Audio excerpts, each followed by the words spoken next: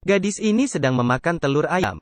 Pria yang di depannya ingin menamparnya dengan kuat. Menghadapi pria itu, gadis itu pun menangis.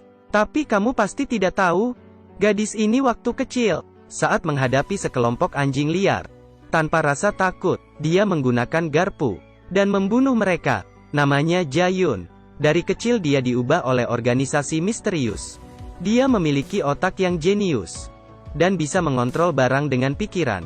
Jae-yun adalah produk uji coba yang paling berhasil, karena dia terlalu kuat. Organisasi takut tidak bisa mengontrolnya, dan ingin memusnahkan dia, tapi Jae-yun sudah kabur terlebih dulu. Organisasi mencari semalaman, tapi tidak ketemu orangnya. Keesokan hari, dia terbaring di atas sawah. Setelah 10 tahun, Jae-yun diadopsi oleh sepasang petani. Sekarang, dia sudah menjadi anak petani yang normal. Ibunya yang sakit, dan semakin kehilangan ingatan. Tapi dia masih tetap mengingat anak dia. Beberapa tahun ini, hasil sawah sangat buruk. Mereka sudah tidak punya uang untuk mengobati ibunya. Dan Jae-yun seperti sudah lupa hal-hal yang dialami waktu kecil. Hanya saja sering sakit kepala. Demi mendapatkan uang pengobatan ibunya, Jae-yun mengikuti acara di televisi. Juara kontes akan dapat 5 juta won. Karena bakatnya, dengan gampang dia masuk ke tahap final. Dan keberadaannya juga diketahui oleh Dr. Bai. Dia menyuruh Wo-sik yang memiliki kekuatan khusus pergi untuk menangkap Jae-yun. Melihat Jae-yun yang sedang makan telur ayam, Wo-sik bertanya, apa masih mengenal dirinya? Saat itu Jae-yun sangat bingung dan mengaku tidak mengenalnya. Wo-sik bilang dia hanya berpura-pura. Kemudian dia menamparkan, dan Jae-yun sangat terkejut. Dia terdiam melihat Wo-sik. Dia ketakutan hingga keluar air mata. Wo-sik pun sadar, anak monster yang dulu sudah hilang ingatan. Sesampai di rumah, Jae-yun menonton acaranya dengan keluarga. Tapi ayahnya tidak senang, karena saat Jae-yun menunjukkan kealihan, dia membuat mic berterbang di udara. Ayahnya tahu ini bukan sulap, tapi ini adalah kekuatan Jae-yun sejak kecil. Dia takut anaknya ditangkap orang lain. Kepala yang sangat sakit membuat Jae-yun terbangun.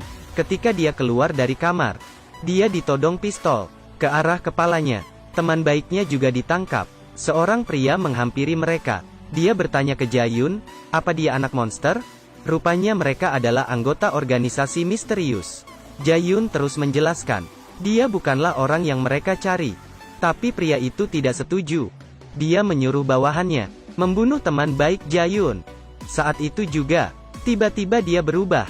Dia merebut pistol. Sekali tembak, 2 kali, 3 kali. 1 tembakan dia membunuh seorang lawan.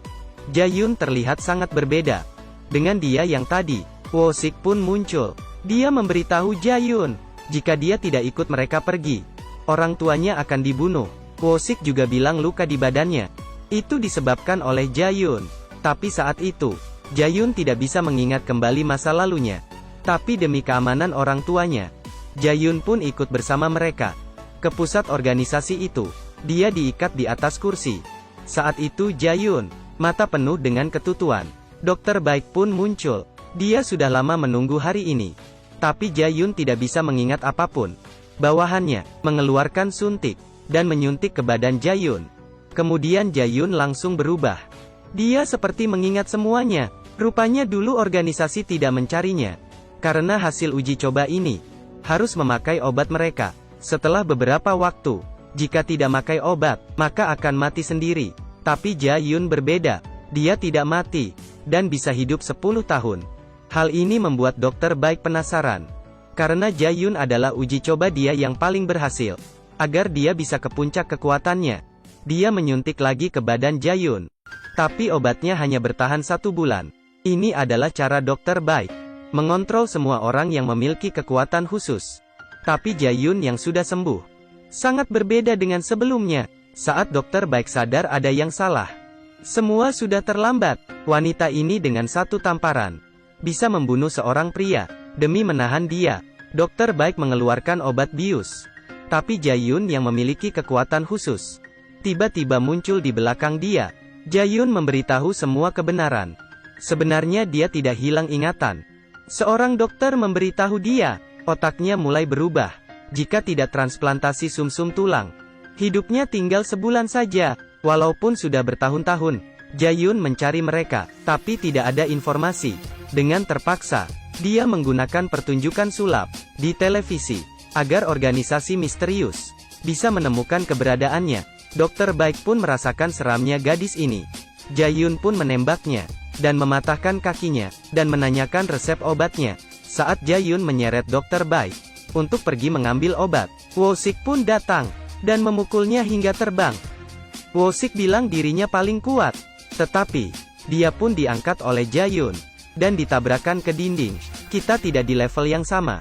Wo-sik ingin membalas, tapi langsung dilempar ke lantai.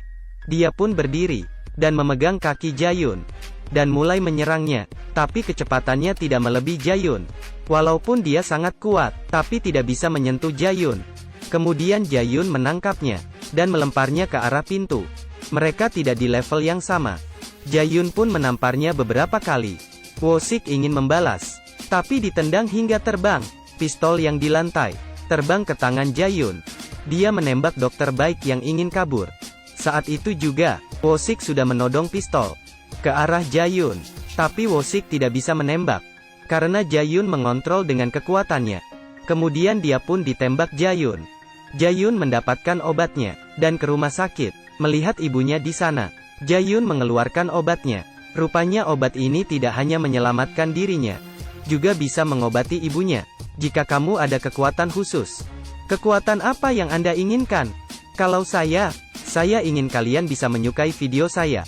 Terima kasih. Jangan lupa like dan subscribe ya.